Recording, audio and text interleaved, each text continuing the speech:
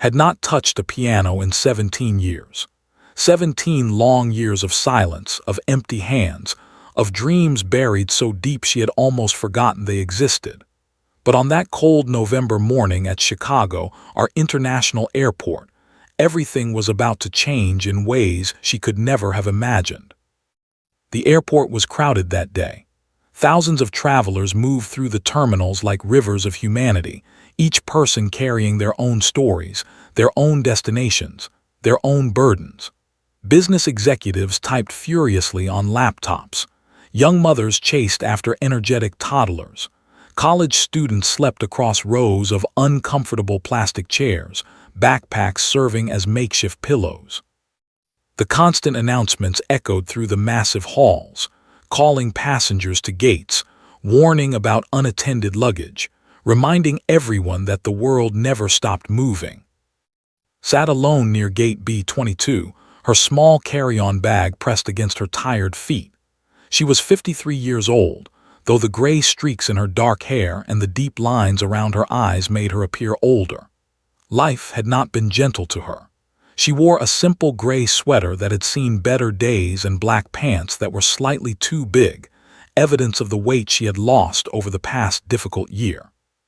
Her hands, once the most valuable part of her entire existence, now looked weathered and worn from years of working as a hotel housekeeper in Phoenix, Arizona.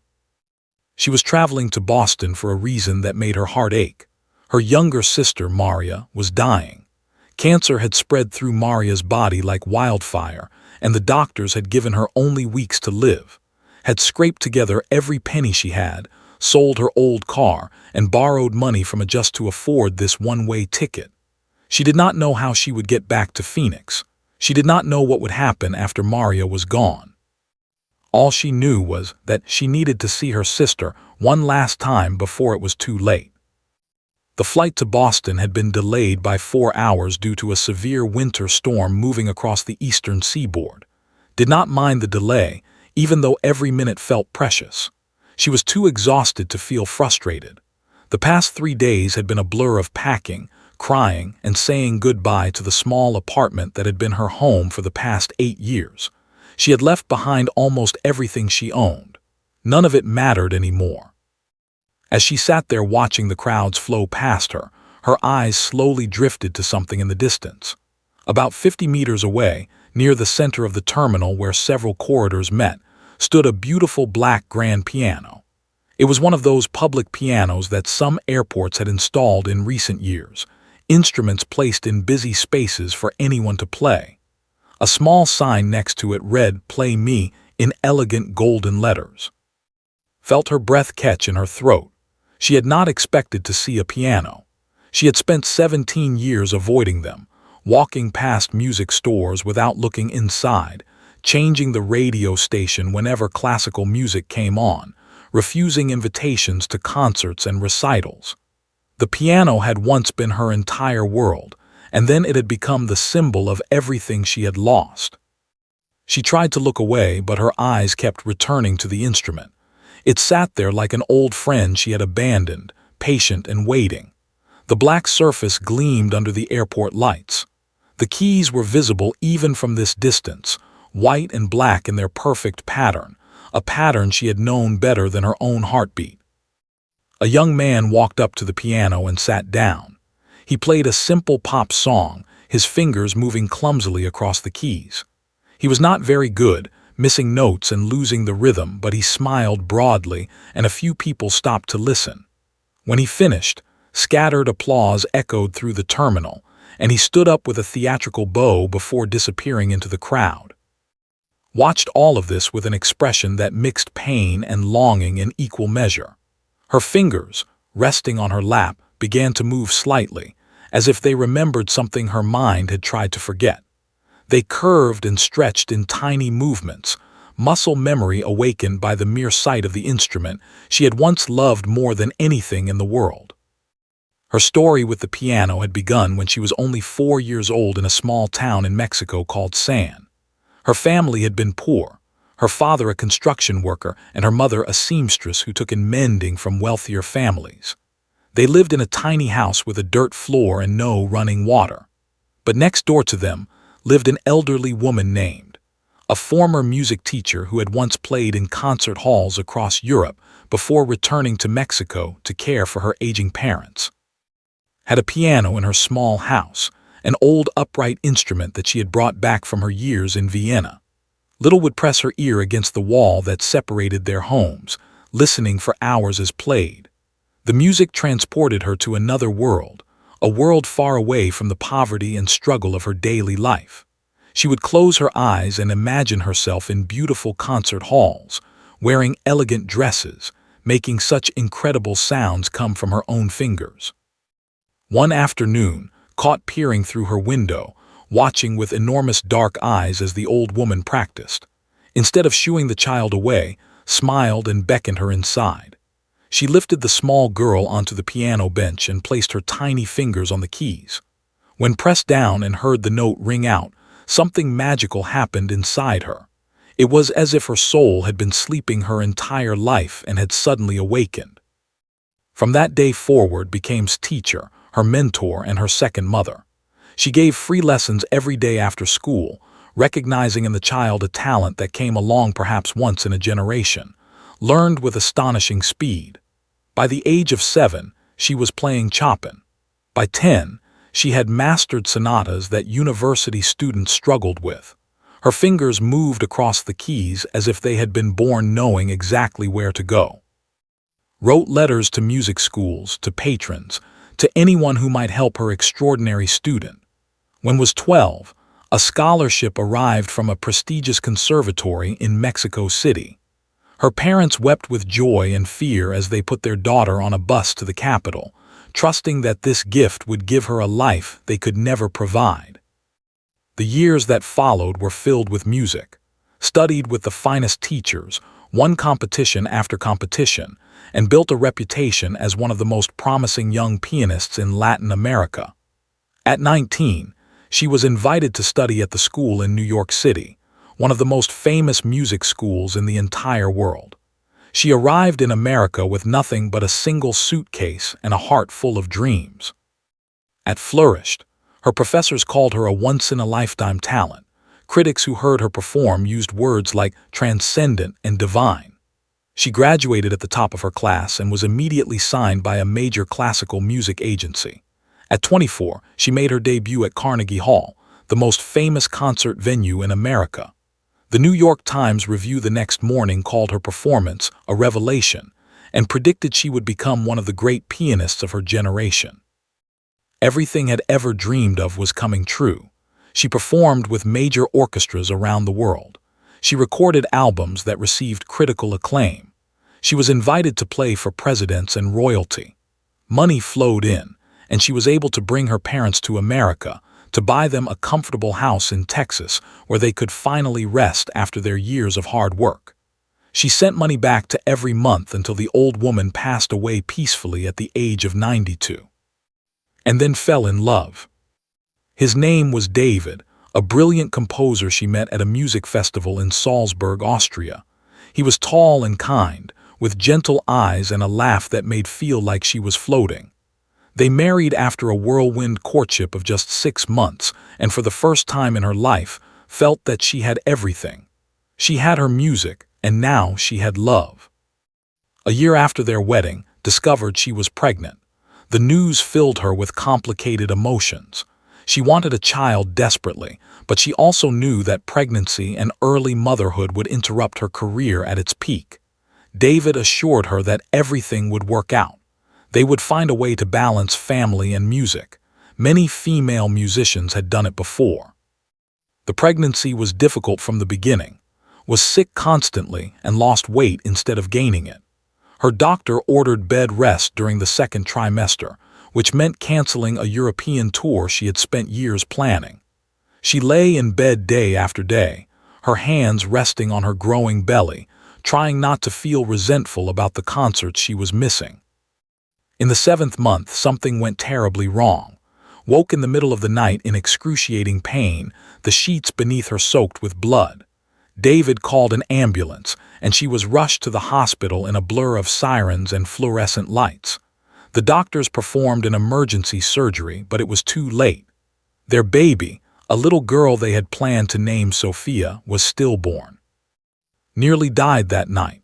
The blood loss was severe, and she spent 3 days in intensive care, hovering between life and death. When she finally woke, David was sitting beside her bed, his face aged by grief and fear. He held her hand and wept as he told her that their daughter was gone. The grief that followed was unlike anything had ever experienced. It was not just sadness. It was a physical weight that pressed down on her chest every moment of every day, making it hard to breathe, impossible to think. She could not eat. She could not sleep. She could not bear to be in the nursery they had so lovingly prepared, with its yellow walls and the white crib that would never hold their child. And she could not play the piano. Every time she sat down at the instrument, her hands would begin to shake. The notes that had once flowed from her fingers like water now stuck in her throat like stones. She would press a key and hear only emptiness, only the echo of the lullabies she had planned to play for her daughter. The music that had been her life's purpose became a source of unbearable pain. David tried to help her. He found therapists and grief counselors. He held her through the long nights when she could not stop crying. But as the months passed and showed no signs of improvement, something between them began to break. David was grieving too, but he processed his pain differently. He threw himself into his work, composing music that poured out of him like a dark river. He needed to heal to come back to him, to be the woman he had married. But could not heal. She was frozen in her grief, unable to move forward, unable to go back. After 2 years of watching his wife disappear deeper into her pain, David told he could not continue. He loved her, he said, but he could not watch her destroy herself. He begged her one last time to seek help, to try to play again, to find a way back to the living. When she could not respond, could not even meet his eyes, he packed his bags and left. Did not blame him. She barely noticed he was gone. The years that followed blurred together in a haze of survival. Without David's income and unable to perform, quickly ran out of money. She sold their beautiful apartment in Manhattan. She sold her jewelry, her designer clothes, her collection of rare music scores. The last thing she sold was her piano, a magnificent grand that had been a gift from a wealthy patron after her Carnegie Hall debut. She watched the movers carry it out of her life and felt nothing at all. She moved from city to city, taking whatever jobs she could find.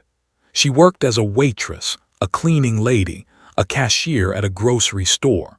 She never told anyone about her past, never mentioned that she had once played in the world's greatest concert halls. That life belonged to someone else, a woman named who had died the same night as her daughter. Eventually, she settled in Phoenix, where the dry heat felt appropriate for her empty life. She found work as a housekeeper at a mid-range hotel near the airport, cleaning rooms and changing sheets for minimum wage. She lived in a small studio apartment with a mattress on the floor and a hot plate for cooking. She had no friends, no hobbies, no dreams. She simply existed, one day flowing into the next like an endless gray river. The only family she stayed in contact with was her sister Maria, who had also immigrated to America and settled in Boston with her husband and 3 children. Maria called every Sunday, refusing to let disappear completely.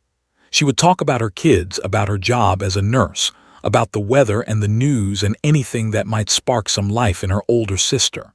Would listen quietly, offering one-word responses, but she never hung up. Maria's voice was the only warmth in her cold existence. And now Maria was dying, and was sitting in an airport staring at a piano she had not touched in 17 years. The boarding announcement for her flight came over the speakers, but it was only the first call, still 30 minutes before departure. Remained seated, her eyes fixed on the instrument in the distance. A little girl had climbed onto the bench now, picking out a simple melody with one finger while her father stood nearby, filming with his phone. The child's delighted laughter echoed through the terminal as she discovered the magic of making music. Something stirred inside, something she had thought was dead and buried. It was not happiness exactly, and it was not hope. It was something older and deeper, something that had been waiting patiently in the darkness of her soul all these years. She thought about Maria, lying in a hospital bed in Boston, waiting to see her sister one last time. Maria had always loved to hear play. When they were children in Mexico, Maria would sit in the corner of his house for hours, watching her big sister's fingers dance across the keys. Even after became famous, Maria's favorite thing was to sit in the front row of her concerts, tears streaming down her face, prouder than anyone else in the audience. Realized with sudden clarity that she might never see Maria again after this visit. These could be the last days they would ever spend together, and she wondered what Maria would want to hear if she could hear anything at all. Without making a conscious decision, found herself standing. Her legs felt weak and shaky, but they carried her forward, one step at a time. The crowds parted around her as she walked, though no one paid her any attention. She was just another tired traveler, another anonymous face in the endless stream of humanity flowing through the airport. The piano grew larger as she approached, its black surface gleaming like still water. The little girl had finished playing and run off with her father, leaving the bench empty. Stopped a few feet away, her heart pounding so hard she could feel it in her throat. She stood there for a long moment, just looking at the instrument. Memories flooded through her mind like music. She remembered wrinkled hands guiding her tiny fingers to the right keys. She remembered the practice rooms playing until her hands ached and her back screamed for rest. She remembered Carnegie Hall, the lights, the audience, the moment before she began to play when the entire world seemed to hold its breath. And she remembered Sophia, the daughter she had never held, the lullabies she had never played. Sat down on the bench. The wood was cold through her thin pants. She placed her feet on the pedals, feeling the familiar resistance.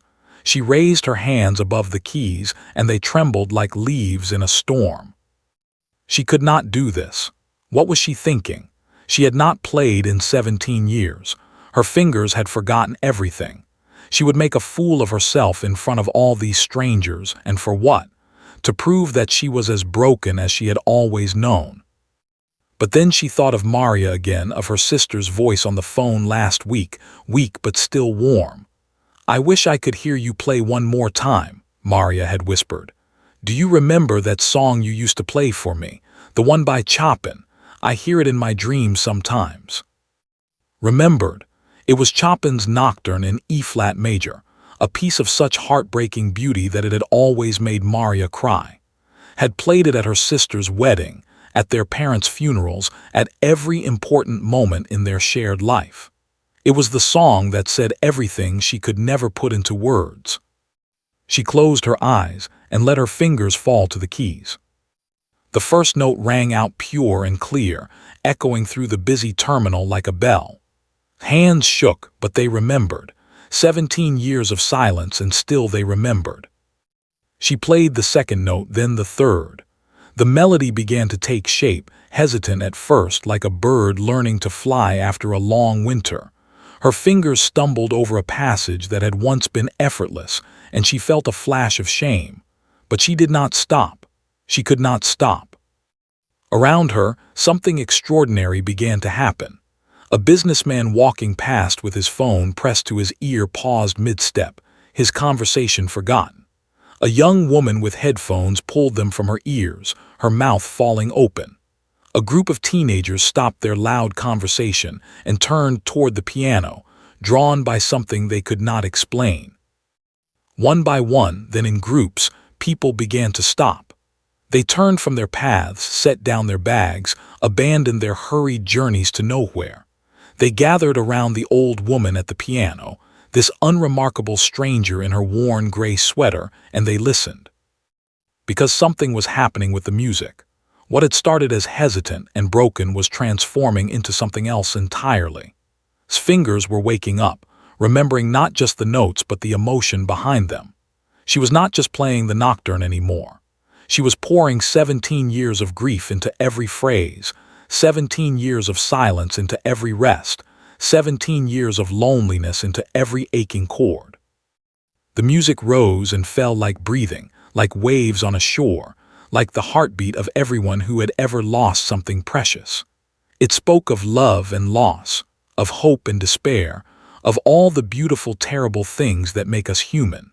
It was the sound of a soul crying out after years of silence, and it was the most beautiful thing anyone in that terminal had ever heard. The crowd grew larger, 50 people, then 100, then more. They stood in silence, strangers united by the music that washed over them. A mother held her child close and wept openly. An elderly man closed his eyes and swayed gently, lost in memories of his own.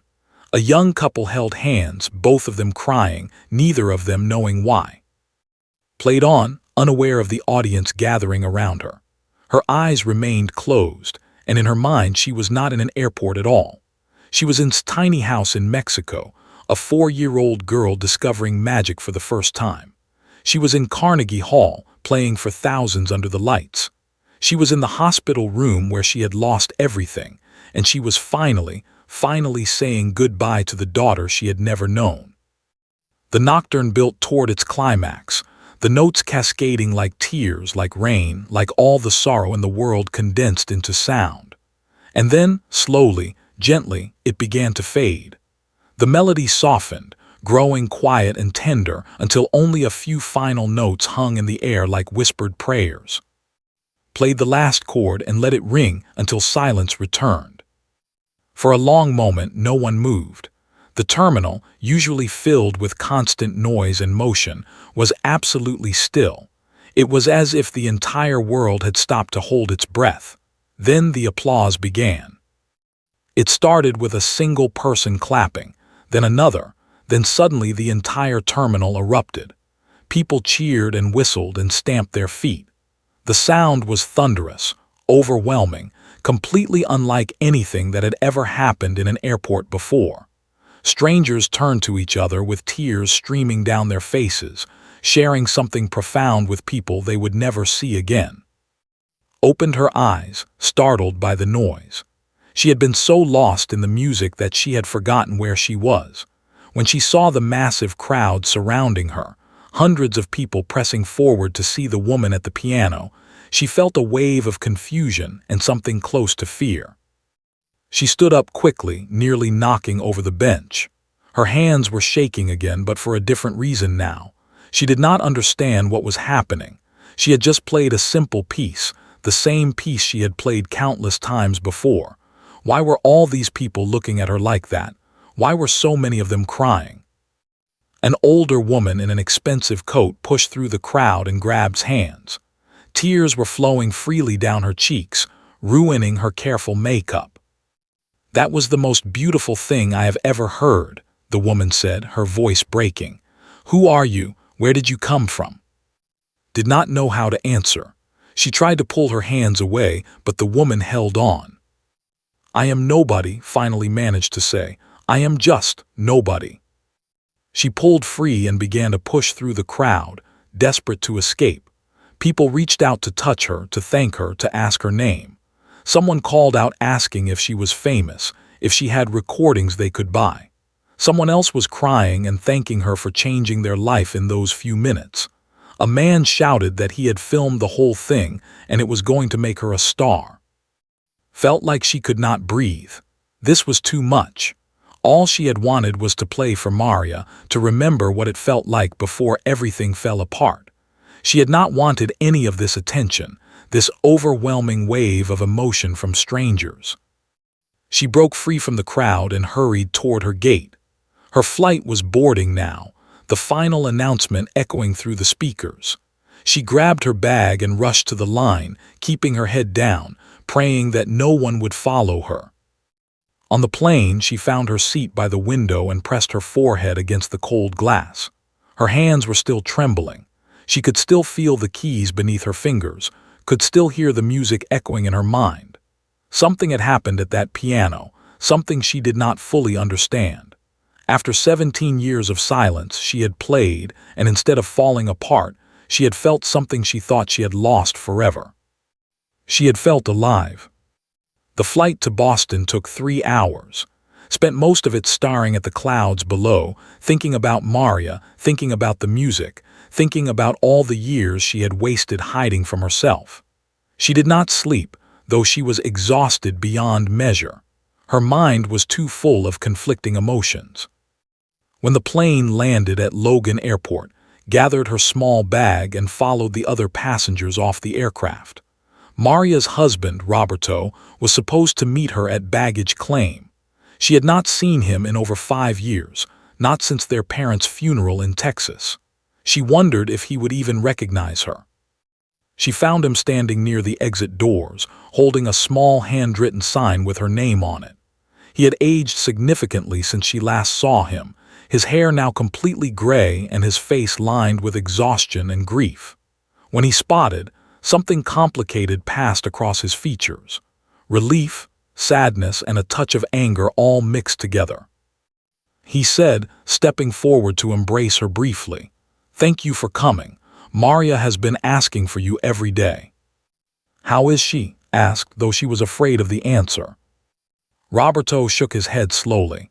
"Not good. The doctors say it could be any time now. Days, maybe a week if we are lucky. She is awake sometimes, but mostly she sleeps. The pain medication keeps her comfortable." They walked to his car in silence. The Boston evening was bitterly cold, the wind cutting through his thin sweater. Roberto noticed her shivering and turned on the seat heater as soon as they got in the car. "The kids are at the hospital with her now," Roberto said as he pulled out of the parking garage. "They wanted to be there when you arrived. Maria wanted to be awake when you came." "I'm sorry I could not come sooner," said quietly. "I did not have the money." Roberto nodded without looking at her, knew that he blamed her in some ways for the distance that had grown between the sisters over the years. Roberto had never understood why had cut herself off from everyone who loved her. He had watched his wife cry over unanswered letters and ignored phone calls. He had seen Maria save newspaper clippings about her famous sister, articles about performances gave while refusing to visit her own family. He did not know about Sophia, had never told anyone except Maria, and she had sworn her sister to secrecy. The rest of the world thought had simply walked away from her career for no reason, that she had thrown away her gift because she was too damaged or too proud. Only Maria knew the truth. The hospital was a large brick building in the heart of Boston. Roberto parked in the garage and led through the maze of hallways to the oncology wing. The smell hit her immediately, that particular hospital smell of disinfectant and illness that brought back terrible memories. They stopped outside a room at the end of a long corridor. Through the window in the door, could see a small figure lying in the hospital bed, surrounded by machines that beeped and hummed. 3 younger people sat in chairs around the bed, a young woman in her mid-20s and 2 men who looked to be in their early 30s. Maria's children, realized. She had not seen them since they were teenagers. Roberto pushed open the door gently. The 3 young people looked up and saw the complicated emotions on their faces. They had never really known their aunt, this mysterious woman who had once been famous and then disappeared. They had grown up hearing stories about her incredible talent, seeing old videos of her performances, wondering why she never visited. "Mama," the young woman said softly, leaning close to the figure in the bed. "Mama is here." Maria's eyes fluttered open. They were the same warm brown eyes remembered, though now they were sunken in a face made gaunt by illness. When Maria saw her sister standing in the doorway, a weak smile spread across her cracked lips. She whispered, "You came." Felt her knees go weak. She walked to the bedside and took her sister's frail hand, feeling the bones beneath the paper-thin skin. Maria had always been the healthy one, the strong one, the one who took care of everyone else. Seeing her reduced to this fragile shell was almost more than could bear. "Of course I came," said, her voice catching in her throat. "I'm sorry it took me so long." Maria squeezed her hand with surprising strength. "Sit with me, tell me about your life." Roberto and the children quietly left the room, closing the door behind them to give the sisters privacy. Pulled a chair close to the bed and held Maria's hand between both of hers. "There is not much to tell," admitted. "I work at a hotel in Phoenix. I clean rooms, that's all." "That's not what I asked," Maria said, her voice thin but determined. "Tell me how you are, tell me. Tell me if you are okay." Looked at her dying sister and felt something crack inside her. For 17 years she had been pretending she was fine, pretending she did not need anyone, pretending that the silence inside her was peace instead of emptiness. But she could not pretend anymore. Not here, not now, not to Maria. "I'm not okay," whispered. "I have not been okay for a very long time." Maria nodded slowly, unsurprised. "I know, I have always known." They sat in silence for a while, listening to the beeping of the machines and the distant sounds of the hospital.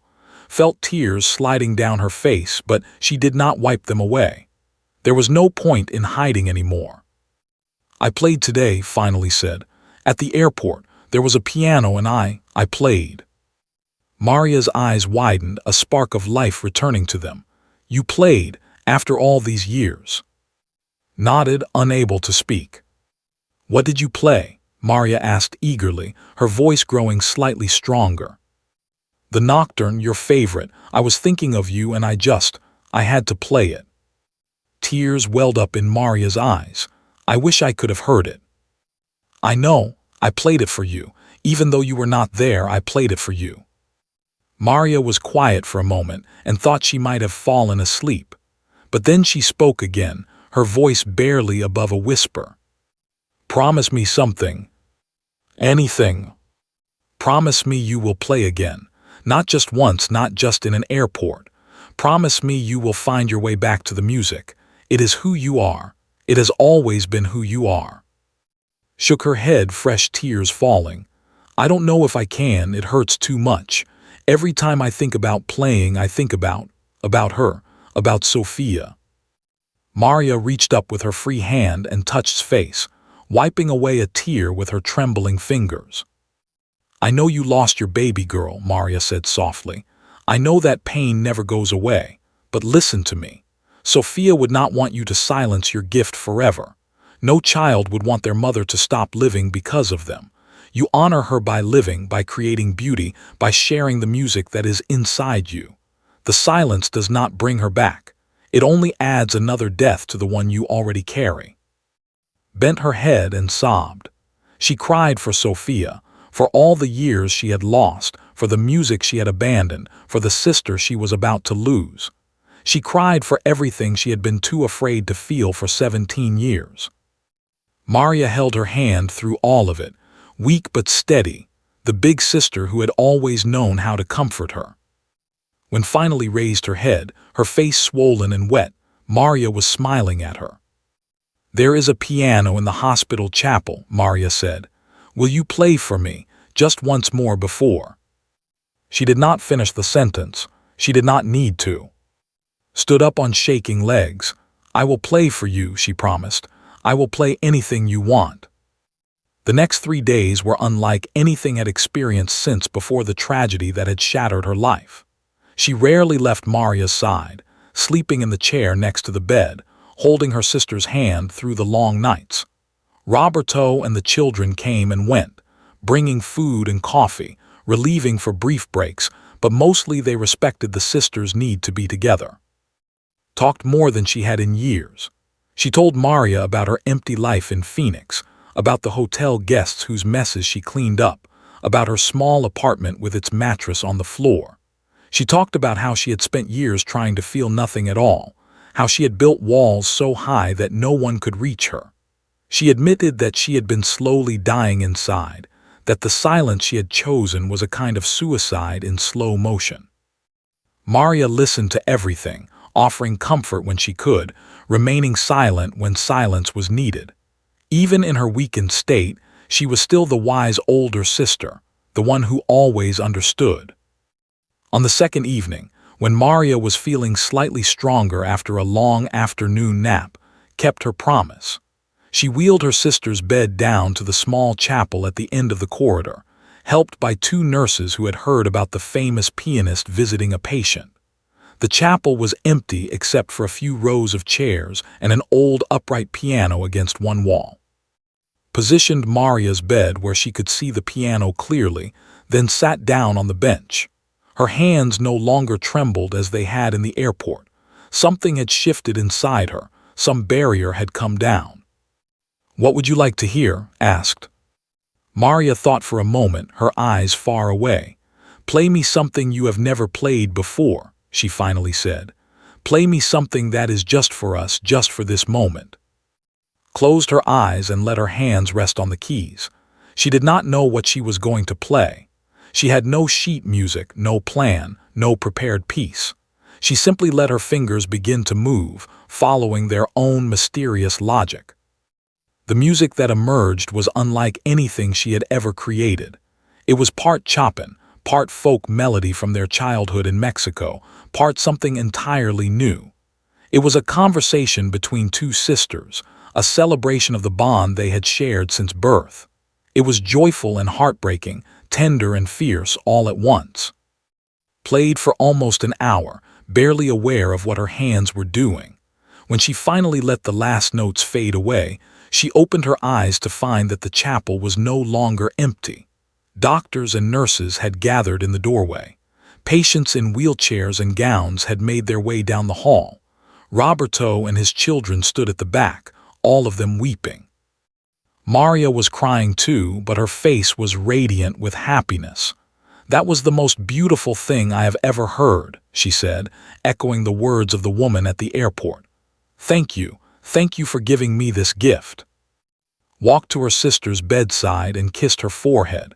"Thank you for making me remember who I am." That night Maria's condition worsened. The doctors said her organs were beginning to fail. They increased the pain medication and Maria drifted in and out of consciousness, sometimes lucid, sometimes lost in dreams. Never left her side.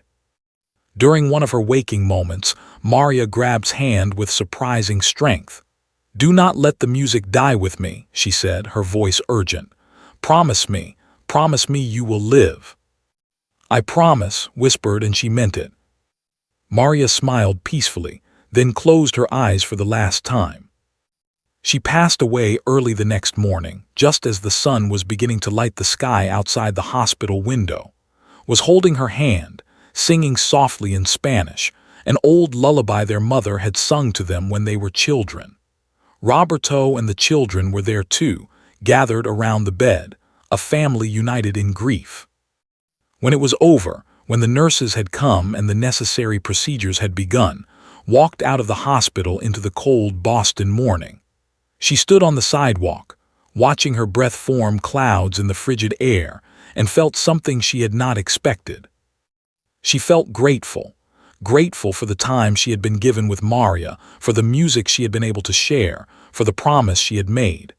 The grief was there, raw and real, but it was not the crushing numbness she had felt after Sophia. This grief was clean somehow, purifying like a fire that burned away everything that did not matter. She pulled out her phone, an old flip phone that could barely make calls, and dialed a number from memory. It rang several times before someone answered. "Hello," the voice on the other end was cautious, unfamiliar with the number. Roberto said, I need to ask you something." "Where are you? The funeral home needs information and we have to." "I know," interrupted. "I will help with all of that, but first I need to know something. The piano in the chapel at the hospital, who does it belong to?" There was a pause. "What, the piano? I think it was donated by some charity years ago. Why?" "Because I want to buy it," said. "I want to buy it and take it back to Phoenix with me." She could hear the confusion in Roberto's voice. "You cannot even afford a plane ticket. How are you going to buy a piano and ship it across the country?" "I don't know," admitted. "But I am going to find a way. I made a promise to Maria and I am going to keep it." What no one had told her yet, was that her performance at the Chicago airport had not remained in the memories of those who witnessed it. It had become something much larger than that. The man who had shouted about filming her performance had been a documentary filmmaker named Williams. He had been traveling to Los Angeles for work, tired and stressed and running late for his flight, when he had heard the first notes of the nocturne drifting through the terminal. Like everyone else, he had stopped in his tracks, pulled in by the music. But unlike everyone else, had done more than just watch. He had pulled out his professional camera, which he always carried with him, and recorded the entire performance in high definition. He had captured the growing crowd, the tears on strangers' faces, the absolute stillness that had fallen over the busy terminal. And at the center of it all, he had captured her eyes closed, her worn face transformed by the music that poured from her fingertips. That night, after boarding his own delayed flight, had edited the footage on his laptop. He added some text explaining where and when the video was taken, but otherwise left it untouched. The raw emotion of the moment needed no enhancement. He posted the video to his social media accounts, with a simple caption asking if anyone knew the identity of the mystery pianist at our airport. Within 12 hours, the video had been viewed over 2 million times. Within 24 hours, it was national news. The internet exploded with theories about who the woman might be. Amateur detectives searched through databases of female pianists, comparing screenshots from the video to old photographs. Music blogs and classical music forums were flooded with discussions about her technique, her interpretation, her obvious professional training. Everyone agreed that whoever she was no amateur. On the third day, someone found the connection. An elderly music professor in New York recognized distinctive style, the particular way she shaped phrases and controlled dynamics. He had been at her Carnegie Hall debut 30 years before, and he remembered thinking that her interpretation of Chopin was unlike anyone else's.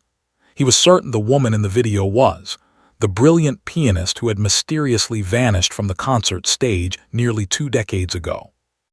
The revelation sent shockwaves through the classical music world. Was alive. Not only alive, but still playing, still possessed of her extraordinary gift. Where had she been all these years? Why had she disappeared? And most importantly, would she ever perform again? Journalists began trying to track her down.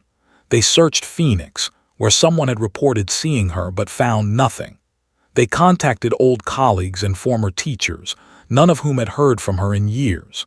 They reached out to David, who was now a successful composer living in San Francisco, but he had no information to share. He had not spoken to since their divorce was finalized 15 years ago. The mystery only made the public more fascinated. The video continued to spread, crossing international borders, being shared in languages had never learned. People wrote articles analyzing every aspect of her performance. Musicians posted reaction videos, many of them moved to tears. The story of the anonymous woman who had silenced an airport with nothing but her hands and a piano captured something essential about the human need for beauty, for connection, for transcendence. And throughout all of this was sitting in a Boston hospital, holding her dying sister's hand, completely unaware that her life was about to change in ways she could never have imagined. First learned about the video 5 days after Maria's death, on the morning of the funeral.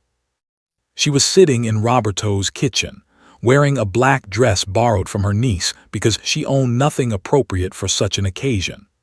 Roberto's daughter, Sophia, ironically sharing the name of lost child, sat across from her at the breakfast table, scrolling through her phone with the distracted attention of her generation. Suddenly, Sophia looked up with wide eyes. She said slowly, "Why didn't you tell us?" "Tell you what?" asked confused.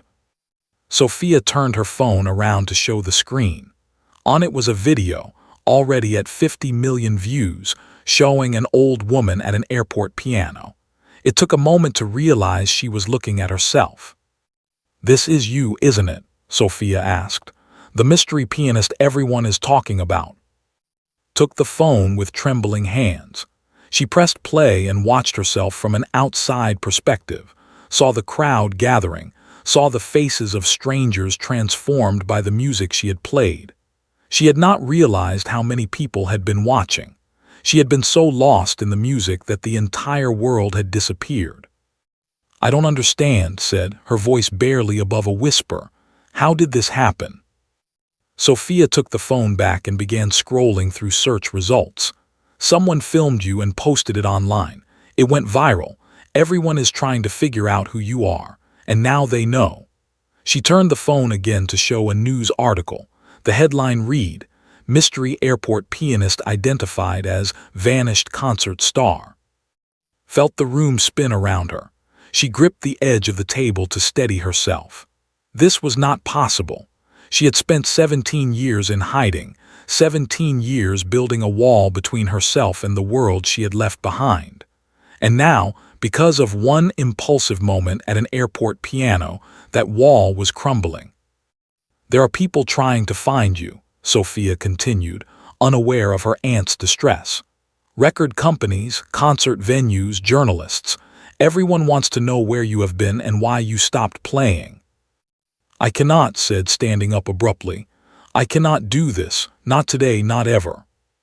She fled to the guest room where she had been staying and closed the door behind her. Her heart was racing, and she could not catch her breath. She sat on the edge of the bed and tried to calm herself, tried to remember that she was the hotel maid, not the pianist. She had no obligations to anyone. She could simply ignore all of this and return to her quiet life in Phoenix. But even as she thought this, she knew it was not true. She had made a promise to Maria. And more than that, she had felt something at that piano, something that had been missing from her life for so long she had forgotten it existed. She had felt whole. She had felt like herself. The funeral was held at a small church near Roberto's house. The pews were filled with friends and family, colleagues from the hospital where Maria had worked as a nurse for 20 years, neighbors who had watched her children grow up. Sat in the front row with Roberto and the children, her borrowed black dress hanging on her thin frame. The service was beautiful in its simplicity. People stood up to share memories of Maria, stories about her kindness, her dedication, her unwavering love for her family. Learned things she had never known, like how Maria had started a support group for families dealing with cancer, helping others even as she fought her own battle. She learned that Maria had kept every letter had ever sent her, even the short, emotionless notes from the darkest years. When it came time for the final tribute, Roberto approached the microphone at the front of the church. His voice was thick with grief as he spoke. Maria's greatest wish in her final days was to hear her sister play one more time, he said, looking at. She got that wish, and it gave her more peace than any medicine could provide. Before she passed, Maria asked me to deliver a message if this moment ever came. He pulled a folded piece of paper from his pocket. She wrote this a few days before she died, when she still had the strength to hold a pen. She asked me to read it at her funeral, but only if it was here. Felt her throat tighten. She had not known about any letter. Roberto unfolded the paper and began to read in a voice that shook with emotion. "My dear sister, if you are hearing this, it means I am gone and you kept your promise to be here at the end. I want you to know that those last days with you were the happiest of my life, not because I was dying, but because I finally had my sister back." He paused to wipe his eyes, then continued. "For years I watched you disappear into your grief, and I could do nothing to help. I prayed every day that you would find your way back to the light. When you played for me in the hospital chapel, I knew my prayers had been answered. The music that came from you was not the music of someone who is broken. It was the music of someone who is healing." Was crying now, tears streaming down her face unchecked. "I have one final request," Roberto read. "I know you are afraid of returning to the stage, afraid of the memories and the pain, but I ask you to be brave, not for me, but for yourself. The world needs your gift, and more importantly, you need to give it. The music is not your enemy. It never was. It is the truest part of who you are." "Maria ends the letter with this," Roberto said, his voice breaking. "I will be watching from somewhere beautiful, surrounded by all the music you will make in the years to come. Play for me. Play for Sophia. Play for everyone who needs to hear that beauty still exists in this broken world. I love you forever, your sister Maria." The church was silent except for the sound of weeping, sat frozen in her seat, overwhelmed by her sister's final gift. Even in death, Maria was still taking care of her, still guiding her toward the light. After the service, family and friends gathered at Roberto's house for a reception, tried to hide in corners, avoiding the curious looks and whispered conversations. Word had spread about the viral video, and everyone wanted to know if the rumors were true. Was she really the famous? Was she going to play again? She escaped to the backyard, where the November cold kept most guests inside. She stood by an old oak tree, her breath forming clouds in the air, watching the gray sky through the bare branches. "You cannot hide forever, you know," a voice said behind her. Turned to find Roberto's eldest son, approaching with 2 cups of coffee. He handed one to her, and she accepted it gratefully, wrapping her cold fingers around the warm ceramic. "I know," admitted, "but I can try." Was 32 years old, a lawyer in Boston who had inherited his mother's warm eyes and his father's stubborn chin. He had been distant with during her visit, polite but reserved, and she could not blame him. She had been a stranger to him for most of his life. "Can I ask you something?" said, leaning against the tree. Nodded. "Why did you stop? Not just performing, but all of it. My mother never told us the whole story. She just said you had been through something terrible and needed time to heal." Looked at her nephew, at this young man she barely knew, and made a decision. She was tired of secrets, tired of walls, tired of carrying her burden alone. "I had a daughter," she said quietly. "Her name was Sophia, like your sister. She died before she was born, and I nearly died too. After that, I could not play anymore. The music reminded me of everything I had lost." Was quiet for a long moment, absorbing this information. "I'm sorry," he finally said. "I had no idea." "No one did. I asked your mother to keep it secret. I was not ready to talk about it." Paused, watching her breath dissipate in the cold air. "But I think I am ready now, or at least I am ready to try." Studied her face with something like respect. "What are you going to do about all this attention? The video, the people looking for you?" "I don't know," admitted. "I promised your mother I would play again, but I don't know how. I have no piano, no money, no connections anymore. I am just an old woman who cleans hotel rooms." "You are more than that," said firmly. You played at Carnegie Hall. You have a gift that made millions of people stop and listen to a video of an airport piano. That is not nothing." Before could respond, the back door opened and Sophia came out, her eyes bright with excitement. "You need to come inside right now," she said. "There's someone on the phone for you, someone important." Stomach dropped. "I don't want to talk to any journalists." "It's not a journalist. It's the director of the Chicago Symphony Orchestra. He wants to offer you a job." The call lasted 30 minutes. Sat in Roberto's home office, the phone pressed to her ear, listening to a man named Benjamin Harper explain that the Chicago Symphony had been following the story of the mystery pianist with great interest. He had watched the video dozens of times, he said, and had been moved to tears each time. "What we saw in that video was not just technical skill," Benjamin said, his voice warm and earnest. "It was something deeper, soul for lack of a better word, the kind of musicianship that cannot be taught." "I appreciate your kind words," said carefully, "but I have not performed professionally in almost 20 years. I am not the same pianist I was." "With respect, I disagree. What I saw in that video was a pianist at the height of her powers, perhaps even beyond. The years have given you something that you did not have before: depth, wisdom, an understanding of life's sorrows that comes through in every note." Was silent, unsure how to respond. Benjamin continued, "I am not asking you to commit to a full concert schedule. I understand you have been through difficult times and may need time to readjust. What I am offering is a residency. You would come to Chicago, have access to our rehearsal facilities, work with our musicians at your own pace. We would provide housing, a salary, everything you need. And when you are ready, if you are ever ready, we would be honored to have you perform with us. It was more than had dared to hope for. A chance to return to music without the pressure of immediate performances. A chance to rebuild her relationship with the instrument that had once been her whole world. Why, she asked, why would you do all this for someone you have never met? Benjamin's voice softened.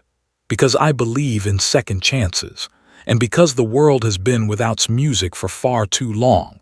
Whatever happened to make you walk away, I hope we can help you find your way back. Closed her eyes and thought of Maria, of the promise she had made, of the letter that had been read at the funeral. Play for me. Play for Sophia. Play for everyone who needs to hear that beauty still exists in this broken world. Can I have some time to think about it? She asked. Of course, take all the time you need. My offer will remain open. After she hung up, sat in the quiet office for a long time.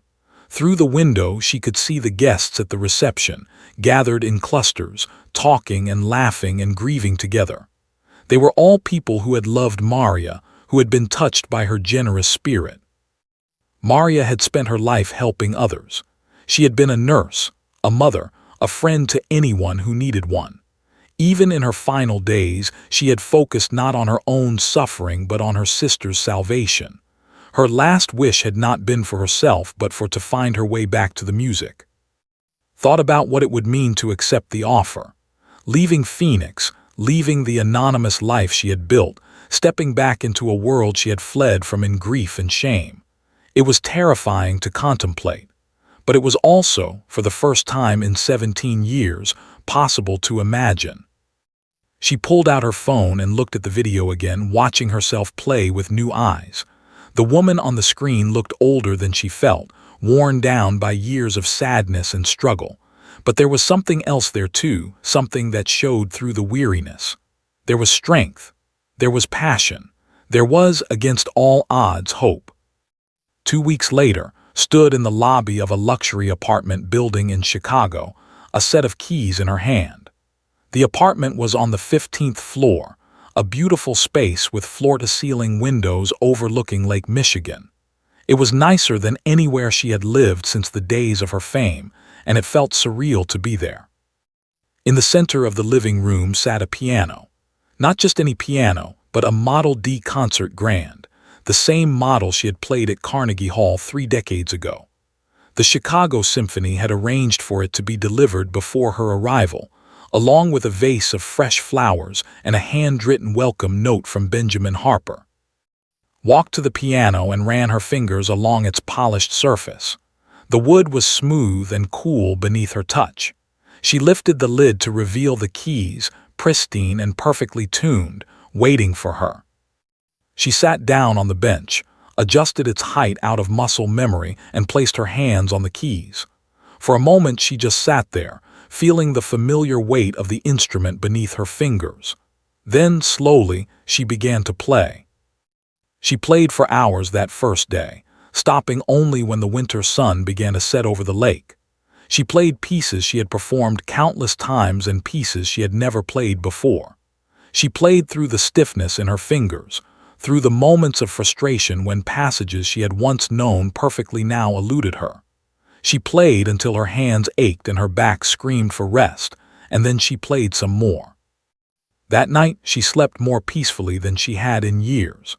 The silence that had filled her for so long was finally beginning to lift. The weeks that followed were a revelation. Worked with coaches and trainers provided by the symphony, rebuilding her technique from the ground up. Her fingers gradually remembered what they had known, finding their way across the keys with increasing confidence. The calluses that had softened from years of housework began to form again, toughening her fingertips for the demands of professional playing. She also began to talk to someone about the things she had carried alone for so long. Benjamin had connected her with a therapist who specialized in working with artists, a kind woman named Dr. Sarah Mitchell, who listened without judgment as finally told the full story of Sophia, of David, of all the years of silence and pain. The grief will never fully go away, Dr. Mitchell told her during one of their sessions. But it can transform. What was once a weight that crushed you can become a foundation that strengthens you. Your daughter is part of who you are. She can live in your music if you let her. Thought about this often as she practiced. She began to think of Sophia not as a source of pain but as a presence, a spirit that guided her fingers and filled her playing with emotion she had never been able to express before. The music she made now was different from the music of her youth. It was deeper, richer, more human. It carried within it all the joy and sorrow of a life fully lived. 3 months after arriving in Chicago, played her first public performance since her disappearance. It was not a concert hall filled with thousands, but rather a small recital room at the symphony's practice facility, an intimate space with just 100 seats. The audience consisted of symphony members, staff, and a handful of invited guests. Benjamin Harper introduced her simply, without mentioning her past fame or the viral video that had brought her back to public attention. "Please welcome our artist in residence," he said, and the small audience applauded politely. Walked to the piano, her heart pounding in her chest. She wore a simple black dress that Maria's daughter Sophia had helped her choose, elegant but understated. Her hair, now more gray than dark, was pulled back from her face. She looked, she thought, like exactly what she was. A woman who had been through storms and emerged, battered but unbroken, on the other side. She sat down at the piano and looked out at the audience. In the front row sat Roberto and his children, who had traveled from Boston to be there. Gave her a small nod of encouragement. Sophia smiled through tears that were already forming in her eyes. Turned to face the keys and took a deep breath. She did not speak, did not explain what she was about to play or why. She simply raised her hands and began. She had chosen to start with the Chopin Nocturne, the same piece that had stopped an airport in its tracks 4 months earlier. But this time, she played it differently. In the airport, she had played from grief, from longing, from 17 years of accumulated sorrow.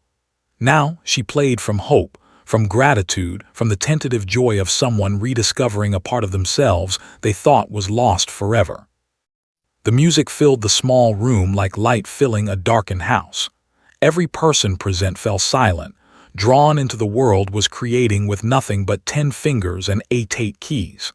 Some of them had heard the airport video 100 times, but this was different. This was not just playing but speaking, telling her story through the universal language of music. When the final notes faded away, there was a moment of perfect silence. Then the audience rose to their feet as one, applauding with an intensity that seemed to shake the walls. Stood from the bench, her face wet with tears she had not noticed, crying, and bowed deeply. She played for another hour after that, a program that ranged from two to contemporary composers she had discovered during her months of practice. Each piece was a revelation, a demonstration that the years away had not diminished her gift but somehow amplified it. When she finally played the last note and stood for her final bow, she knew that something fundamental had changed. She was no longer hiding. She was no longer running from her past or her pain. She was pianist, and she was finally ready to share her music with the world again. After the recital, Roberto embraced her tightly, his eyes red from crying. "Maria would be so proud," he whispered in her ear. "I am so proud." Shook her hand formally, then surprised her by pulling her into a hug. "You were incredible," he said. "I finally understand why my mother kept those old videos of you. You have a gift, a real gift." And Sophia, who had been named for a cousin she never knew existed, held hands and looked into her eyes with a wisdom beyond her years. "Thank you for playing for us," she said simply.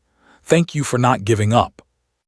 The small recital was private, but news of performance spread quickly through the classical music world.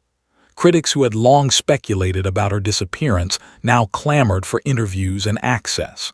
Concert venues that had once hosted her triumphant performances began reaching out with invitations to return. Record labels expressed interest in documenting her comeback. Took none of it for granted. She knew that the path ahead would not be easy, that there would be nights when the grief still felt overwhelming, when the silence tried to reclaim her. But she also knew that she was no longer facing that path alone. She had her family, her new colleagues at the symphony, her therapist, and most importantly, she had her music. 6 months after her return to Chicago, received an invitation that made her heart stop. Carnegie Hall wanted her to perform. Not just any performance, but a solo recital on the main stage, the same stage where she had made her triumphant debut 30 years earlier. She sat with the letter in her hands for a long time, remembering that young woman who had played there so long ago. That had been brilliant but naive, unaware of the sorrows that life would bring. This was different.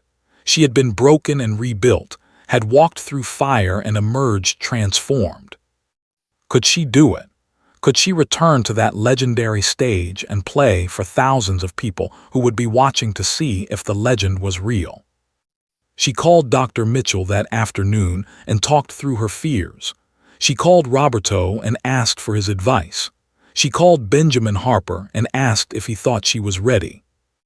Each of them gave her the same answer in different words. Only she could decide. Only she could know what she was capable of. That night sat down at her piano in the apartment overlooking Lake Michigan. The city lights sparkled below, reflected in the dark water. She played quietly, running through pieces she loved, letting her fingers wander where they would. She thought about Maria, about the promise she had made. She thought about Sophia, about the daughter who would never hear her play but who lived in every note. She thought about the old woman in Mexico who had first placed her tiny fingers on the keys. She thought about all the people in that airport who had stopped to listen, strangers who had been touched by her music without knowing anything about her story. She knew what she had to do. The next morning, she called Carnegie Hall and accepted the invitation. The preparation for Carnegie Hall became the focus of her entire existence for the next 8 months. She practiced 6 to 8 hours every day, sometimes more when she could not sleep. She worked with coaches on specific pieces, with physical therapists to ensure her aging body could handle the demands of a full recital, with Dr. Mitchell to keep her mental health stable under the mounting pressure. There were difficult days, times when her fingers refused to cooperate, when passages she had mastered suddenly fell apart, times when the old darkness crept back in, whispering that she was foolish to try, that she would embarrass herself on that legendary stage. Times when she sat at the piano and could not play a single note, paralyzed by fear and doubt. But there were also beautiful days, days when the music flowed through her like water, effortless and pure. Days when she discovered new depths in pieces she had played 1,000 times. Days when she finished practicing and felt a deep, quiet joy that she had thought was lost to her forever. Roberto and his children visited often, driving from Boston for weekends and holidays. His relationship with her nephew and nieces grew stronger with each visit. She learned about their lives, their jobs, their dreams. She became the aunt she had never been before, present and engaged, someone they could count on. Sophia, the youngest, became particularly close to. At 26, she was working as a social worker in Boston, helping families navigate the healthcare system just as her mother had done. She had inherited Maria's compassion and her quiet strength, found herself confiding in her niece in ways she had never confided in anyone, and Sophia listened with the same patience and wisdom her mother had possessed. "Are you scared about Carnegie Hall?" Sophia asked during one of her visits, as they sat together on his balcony watching the sunset over Lake Michigan. "Terrified," admitted, "but it is a good kind of fear. It means I care. For so many years I was too numb to feel anything at all. Now everything feels intensified. The joy, the fear, the anticipation. It is overwhelming sometimes, but it is also wonderful." Sophia nodded, understanding more than her years should allow. "My mom always said you were the bravest person she knew. Not because you never felt fear, but because you kept going despite it. She said you survived things that would have destroyed most people." Looked at her niece, at those warm brown eyes so like Maria's, and felt tears prickling behind her own. Your mother was the brave one. She spent her whole life taking care of everyone else, including me. I am only here because she never gave up on me. She loved you more than anyone except us kids and Dad, Sophia said. She kept all your recordings, you know. She would play them late at night when she could not sleep. I used to hear the music coming from her room and think it was the most beautiful sound in the world. This revelation struck deeply. All those years when she had been hiding from her past, Maria had been keeping it alive. The recordings had wanted to forget were Maria's treasures, a connection to the sister she had lost to grief. I wish she could be at Carnegie Hall, said quietly. I wish she could see what her faith in me has made possible. Sophia reached over and took's hand. She will be there. Just because we cannot see someone does not mean they are not with us. Mom taught me that when I was little, after we lost Grandpa and Grandma. She said love does not end just because life does. 3 weeks before the concert, received an unexpected visitor. She was practicing in her apartment when the doorman called up to announce that a man named David was in the lobby, asking to see her. His heart nearly stopped. David, her ex-husband, the man she had not seen or spoken to in almost 15 years. She had thought about him often over the past months, wondering if she should reach out, wondering if he would even want to hear from her. But she had never found the courage. "Send him up," she said, her voice barely steady. When she opened the door, barely recognized the man standing before her. David had aged, of course, as she had. His dark hair was now silver, and lines had formed around his eyes and mouth. But he was still handsome, still possessed of that gentle presence that had first drawn her to him at that music festival so long ago. "Hello," he said, his voice carrying emotions he was clearly trying to control. "Hello, David." They stood there for a moment, two people who had once shared everything and had then lost each other to grief and circumstance. So much time had passed, so many things had changed. Did not know where to begin. "May I come in?" David finally asked. She stepped aside to let him enter. He walked into the apartment, his eyes taking in the piano, the view of the lake, the evidence of the life she was building. He stopped at the window and stood with his back to her, looking out at the water. "I saw the video," he said. "The one from the airport. I must have watched it 100 times." Remained by the door, unsure of what to say. "I tried to find you," David continued, still facing the window. "After we separated, I tried. I hired investigators, searched through records, called everyone we had known. But you had vanished completely. It was like you had never existed." "I did not want to be found," admitted. "I did not want anyone to see what I had become." David turned around then and she saw that his eyes were wet. "I should have tried harder.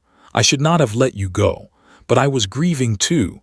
I was drowning in my own pain and I could not figure out how to save us both. So I saved myself and I have regretted it every day since." "You did the right thing," said. "I was not capable of being helped then. I had to find my way through the darkness on my own." "Did you find your way?" Thought about the question carefully before answering. "I am still finding it, but I am closer than I have been in a very long time." David walked toward her, stopping a few feet away. Up close, she could see how much he had changed and how much he had remained the same. The kindness in his eyes, the gentleness of his manner, those were still there. "I wrote something for you," he said, reaching into his jacket pocket and pulling out a folded sheet of music. "I wrote it years ago, after you left. I never showed it to anyone because it was always meant for you." Took the paper and unfolded it. It was a piano piece, handwritten in the musical notation she knew as well as any language. The title at the top read simply, "For Sophia." She felt her knees go weak and had to lean against the wall for support. "David." "I know we cannot go back," he said quickly. "I know too much has happened, but I wanted you to know that I never forgot her. I never forgot what we lost. And I never stopped loving you, even when I thought you were lost to me forever. Looked at the music in her hands, at the notes that David had written to honor their daughter. She could hear it in her mind already, could feel how the melody would flow, could sense the love and loss woven into every measure. "Will you play it?" David asked. "At Carnegie Hall, I know it is a lot to ask, but—" "Yes," said without hesitation. "Yes, I will play it. It belongs there. It belongs to everyone who has ever lost a child." David's face crumpled with emotion. He reached out and took her hand, and they stood there together, two people reunited by music and memory. He did not stay long. They were not ready for more than this first small step, and both of them knew it. But before he left, asked him to come to Carnegie Hall, to be in the audience when she played his composition for the first time. "I would not miss it for the world," he promised. The night of the concert arrived on a cold evening in December, almost exactly 1 year after had played that airport piano in Chicago.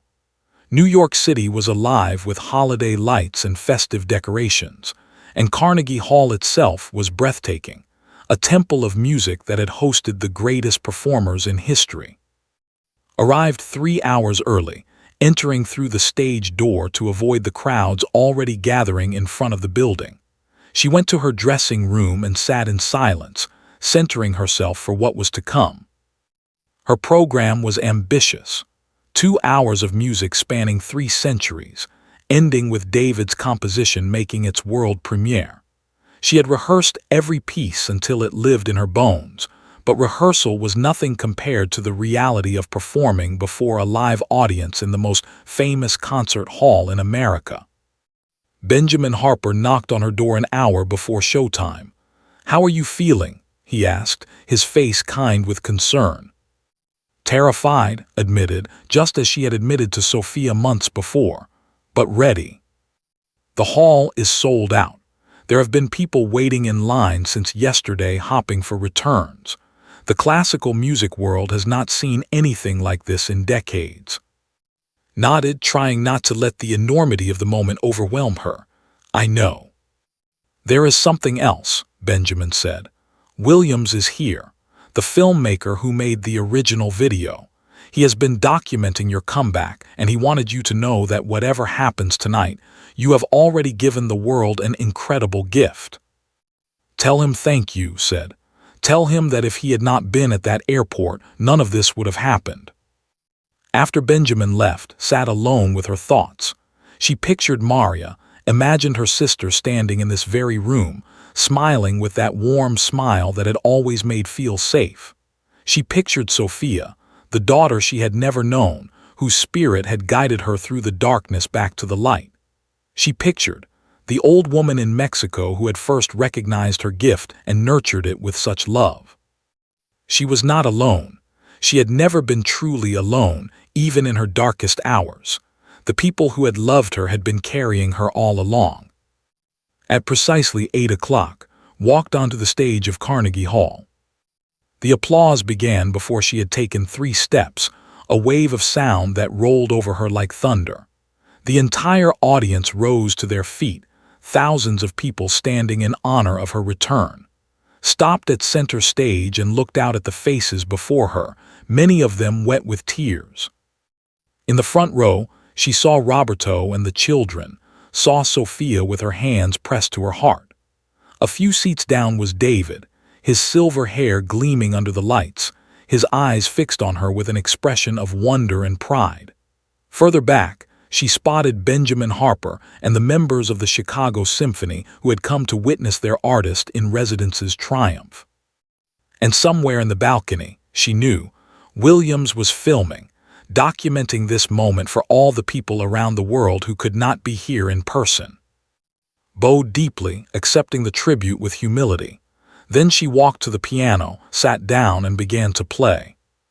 She opened with the music she had loved first, the mathematical precision and spiritual depth that had captivated her as a child in Mexico. Her fingers moved across the keys with a certainty born of decades of practice, decades of longing, decades of silence finally broken. From she moved to, the passionate struggle against fate that had always spoken to her soul. The music thundered and whispered, raged and soothed, told the story of human resilience in the face of impossible odds. Then came Chopin, her old companion, the poet of the piano. She played the nocturne that had started everything, but this time it was transformed. It was no longer the cry of a wounded heart, but the song of a soul set free. The audience listened in perfect silence, hardly daring to breathe.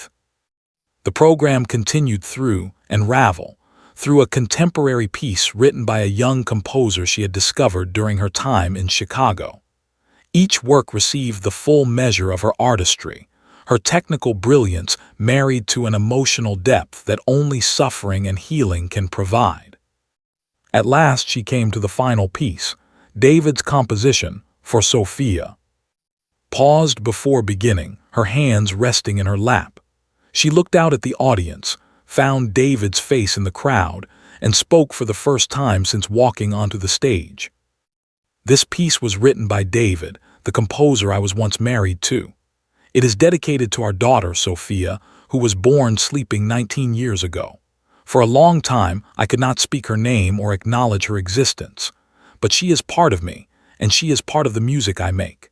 This is for her, for all the parents who have lost children, and for everyone who has learned that grief and love are not opposites but two sides of the same precious coin. She turned back to the piano and began to play. The music was unlike anything the audience had ever heard.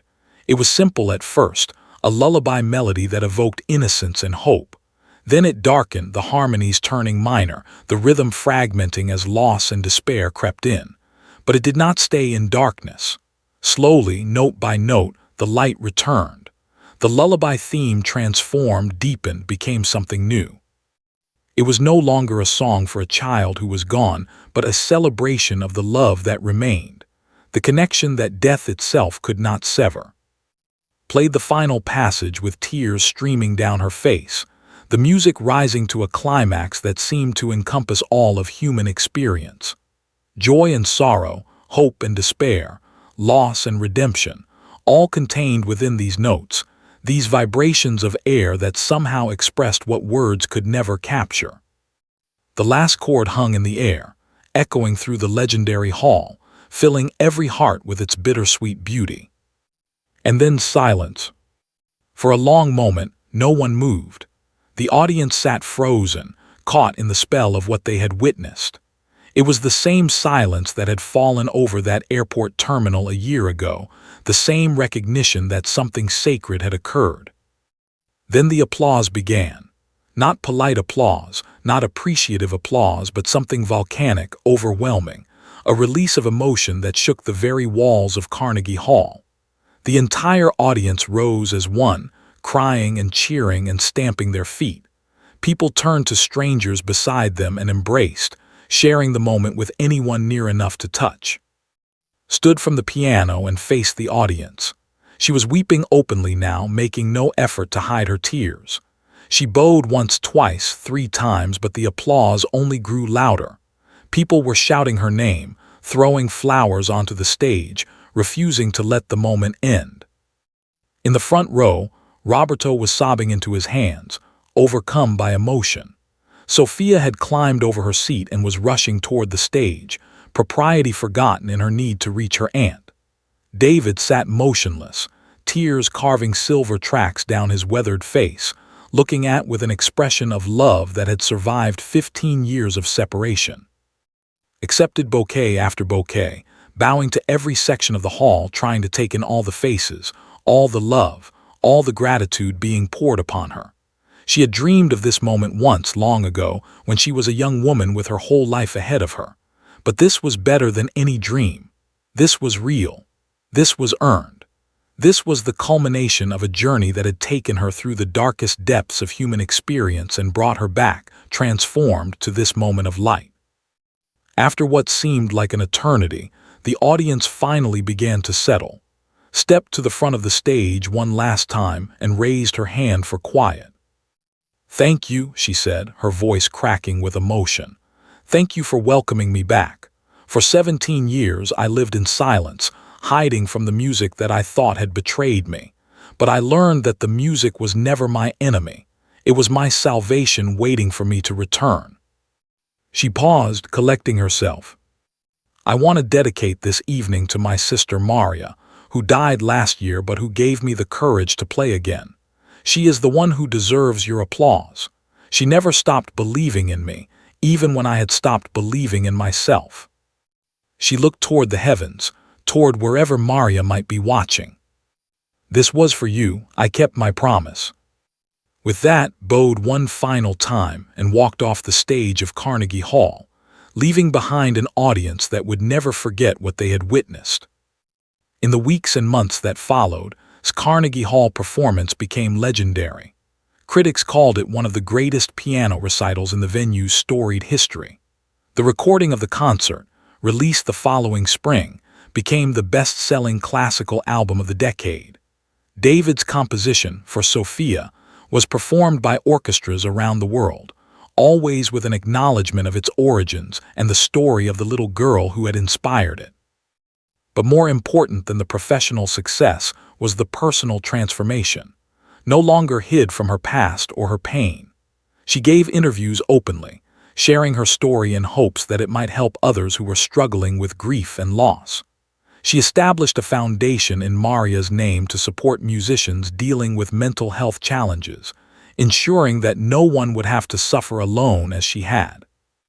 She and David began seeing each other again, slowly and carefully, rebuilding a relationship that had been shattered by tragedy. They did not rush toward reconciliation. They took their time, learning who they had become in the years apart, discovering new ways to connect. Eventually, they found their way back to each other, not as the young lovers they had once been, but as two people who understood that love, like music, could endure through even the darkest times.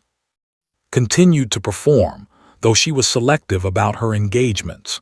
She preferred smaller venues, intimate spaces where she could connect with each member of the audience. She taught master classes for young pianists, sharing not just her technical knowledge but her understanding of what music really meant. She returned to Mexico once a year to perform benefit concerts in San, playing in the town square where, decades earlier, a little girl had first pressed her ear against a wall to hear the magic coming from next door. On the 10th anniversary of her Carnegie Hall comeback, gave one final public performance. She was 73 years old, her hair now completely white, her face a map of the life she had lived. The concert was held not in a grand concert hall, but in the small chapel of the Boston hospital where Maria had died, the same chapel where had first played for her sister in those final days. The audience consisted only of family and close friends. Roberto, now retired, sat in the front row with his children, and David was beside him, his hand intertwined with his niece Sophia, who had become a beloved member of their unconventional family. Dr. Sarah Mitchell was there, the therapist who had helped find her way back to wholeness. Benjamin Harper had come from Chicago, along with several members of the symphony who had witnessed transformation. Played for 2 hours, offering the audience the greatest hits of her remarkable career. She played Chopin and she played David's for Sophia, which had become their daughter's permanent memorial. And she ended with the Nocturne, the piece that had started everything on that fateful day in the Chicago airport. When she finished, she stood from the piano and addressed the small gathering. "Music saved my life," she said simply. "Not once, but twice. First when I was a child, when it gave me a way out of poverty and a purpose to pursue. And again 10 years ago when it brought me back from the dead and gave me a reason to live." She looked at David, at her family, at all the people who had helped her on her journey. "I do not know how many more years I have, but I know that every one of them is a gift from Maria, who never stopped believing in me, a gift from Sophia, whose brief presence in my life changed me forever, a gift from all of you who have loved me through my darkest hours and celebrated with me in the light." She smiled, a smile of pure contentment. "I am not saying goodbye to music. I will play until my fingers can no longer move, but this is my last public performance. From now on, I will play only for myself, for my family, for the joy of making beauty in a world that needs it so desperately."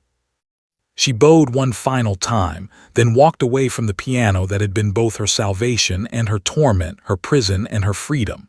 She walked toward David, who stood to embrace her. She walked toward her family, who surrounded her with love. She walked toward the life she had almost lost, the life she had fought to reclaim, the life that was waiting for her still. Outside the hospital chapel, the Boston winter was giving way to spring. The first flowers were beginning to bloom, tiny signs of life emerging from the cold earth. Stepped into the sunlight and lifted her face to the sky, feeling the warmth on her skin. Somewhere above her, she was certain, Maria was watching. And playing for her, always playing, was a woman who had learned that silence is not the absence of music, but merely the space between the notes. A woman who understood that grief and joy, loss and love, endings and beginnings are all part of the same eternal song.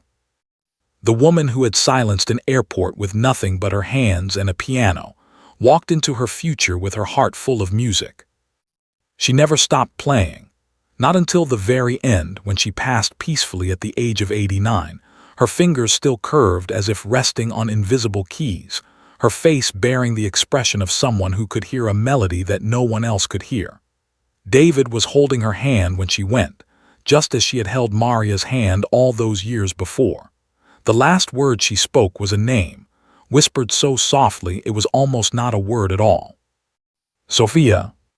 Her funeral was held in San, in the town where it all began. Pianists from around the world gathered to pay tribute, each one playing a piece that had loved. The music drifted through the narrow streets and over the colorful buildings, reaching the ears of a young girl who stopped to listen, her eyes wide with wonder. And so the story continues, as all stories about music must continue, because music is never truly finished. It lives on in the hearts of those who hear it, passed from generation to generation, carrying within it all the joy and sorrow, all the hope and despair, all the love and loss that make us human. Understood this.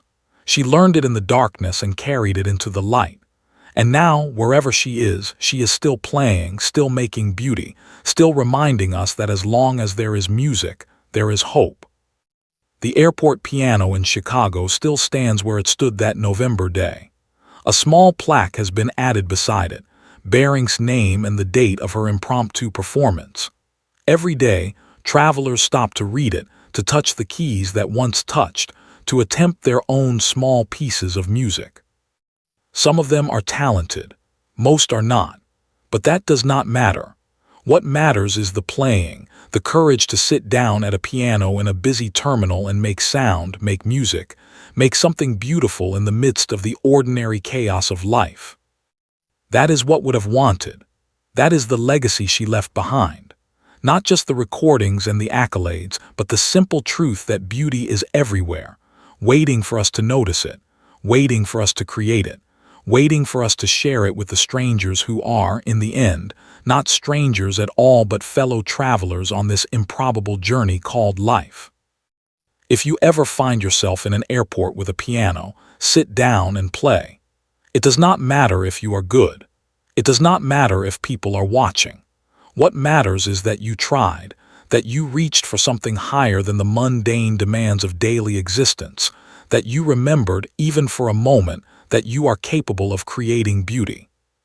Remembered, and because she did, because she sat down at that airport piano when everything in her wanted to keep walking, the world was changed.